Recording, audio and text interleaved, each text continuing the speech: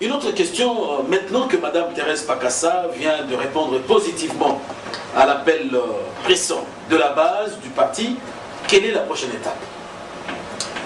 La réconciliation nationale, la convocation, la tenue du congrès pour essayer de restructurer les partis et avec des organes compétitifs et préparer les élections. Mais quand vous parlez de la tenue du congrès, c'est comme si vous ne vous référez pas au statut qui crée le parti. Non. Par rapport à votre statut. Le statut c'est la première fois que vous allez... notre parti est né depuis 1964. Il n'y a jamais eu de congrès. Et on va maintenant convoquer le tout premier congrès. Pourquoi il n'y a jamais eu de congrès? Le congrès fait peur aux gens. Si vous parlez du congrès, vous êtes exclus du parti. Alors maintenant, nous avons pris la décision de parler de congrès avec ou sans. Mais avec justement cette volonté de convoquer un congrès, vous pensez que les autres vont vous suivre? Oui, bien sûr. La famille des pères fondateurs va suivre. La famille des pères fondateurs du Palo. Les autres partis là, ils sont là, peut-être en train de croupir, et puis les exclusions tellement ont été intempestives, et ils ont peur, je ne sais pas, mais ils ne pouvaient rien dire, parce que devant des castes politiques, il y avait des castes, il y avait de cloisonnement, il y avait et puis il y a sous forme un peu, c'était devenu une secte. C'est comme à l'église où tout le monde doit dire amen devant un gourou, devant un chef, devant l'homme qui réfléchit, c'est l'homme qui dit tout et vous dites oui. Il nomme, il révoque, et il fait ce qu'il veut. Voilà. Or c'est un parti. Le parti, il doit y avoir un débat démocratique, échange d'idées, il y a de dialogue, il y a même des discussions, il y a même de courants. Mais choc des idées, oui, ça jaillit la lumière et les partis vont avancer. À vous entendre parler, c'est comme s'il n'y a jamais eu de débat au sein du Palo. Non, il n'y a jamais eu de débat au sein du Palo. Si nous arrivons aujourd'hui à faire ce que nous faisons, c'est parce qu'il n'y a jamais eu de débat. Et si vous trouvez que dans votre maison, les enfants sortent dehors, c'est que papa n'écoute jamais. Alors dites-nous un peu, pourquoi la base a porté son choix sur Mme Thérèse Pakassa? C'est compte tenu de son passé politique et de son comportement. C'est-à-dire? Ce que Mme Thérèse a fait de Palo, dans les temps, devant Mobutu. Et tout le monde le sait, c'est pourquoi elle a été qualifiée de Madame Dame de Fer. Et nous voulons qu'avec cette expérience et avec sa sagesse maternelle, avec son esprit de rassemblement, son esprit de compréhension, d'écoute, que cette dame puisse nous amener au congrès, aux élections, afin de faire de ce Palo un grand parti. Nous sommes un grand parti au Congo. N'est-ce pas que Mme Thérèse Pakassa était exclue du parti? Elle n'a jamais été exclue du parti. Si vous pouvez me donner la preuve. Elle n'a jamais été exclue du parti, ni de ses fonctions.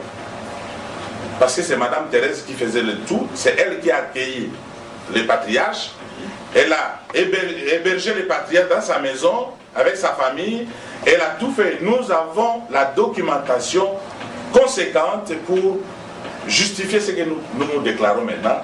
C'est pourquoi je dis, je refuse de polémiquer, je refuse de discuter d'une manière stérile, ou d'une manière émotionnelle ou passionnelle. Je veux un débat d'idées, avec des preuves, et je détiens des preuves. Alors, il ne faut pas qu'on nous pousse à des polémiques, parce que nous risquons de présenter des documents qui peuvent faire mal.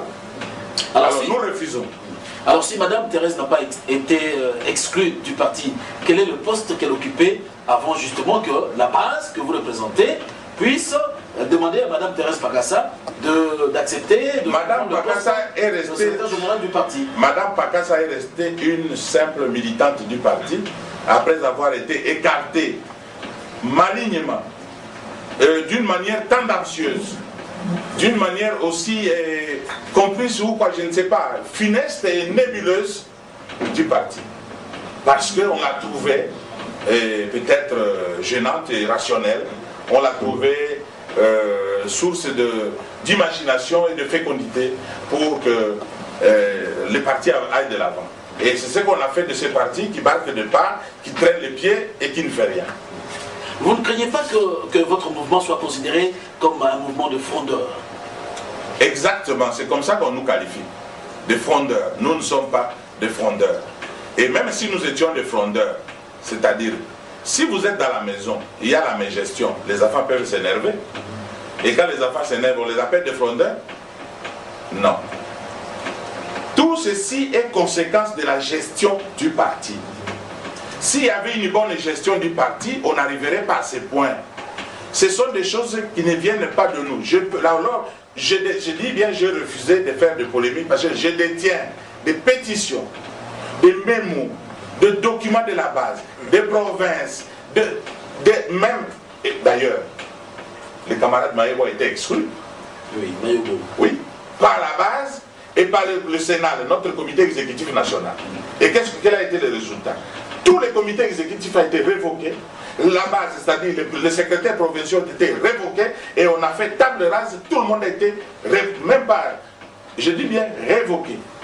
Et Mayobo est rentré de force, par la simple volonté d'un individu, de surcroît secrétaire général, alors que la qualité de secrétaire général ne lui donne pas le pouvoir de prendre des décisions. Ce n'est pas un organe, être secrétaire général. Donc, le secrétaire général n'a pas le droit de prendre des décisions. Et c'est l'organe, le Sénat. Et cette décision a été prise à sa propre demande. Et la base a fait des pétitions là-dessus. Et ces secrétaires provinciaux sont tous révoqués. Parce qu'ils ont agi conformément au statut et règlement intérieur du parti. Je vous entends parler souvent de la base, vous savez, ça c'est dans le langage de politique aujourd'hui. J'ai ma base, mais tout le monde sait que le PALU c'est quand même un grand parti qui compte beaucoup de membres, beaucoup de militants, ne serait-ce qu'à travers la ville-province de Kinshasa. Quand vous faites allusion, vous parlez de la base. Quelle a été votre base? Est-ce que vous avez un document qui peut prouver qu'il y a beaucoup de membres qui ont souscrit? Au moment où je vous parle, maintenant là, oui, les camarades de Patriote détiennent une pétition. Moi j'ai la copie, et au sein de la pétition, il y a plus de 1000 signatures. Et cette pétition lui est parvenue avec, par la voie postale, avec accusé de réception, un pli recommandé, officiellement, parce qu'on savait qu'il pouvait refuser à la porte. Et l'accusé de réception, nous l'avons. Donc, nous détenons de pétitions. Quand je vous dis, non, ce n'est pas une affaire que nous inventons aujourd'hui, comme M. Locaté.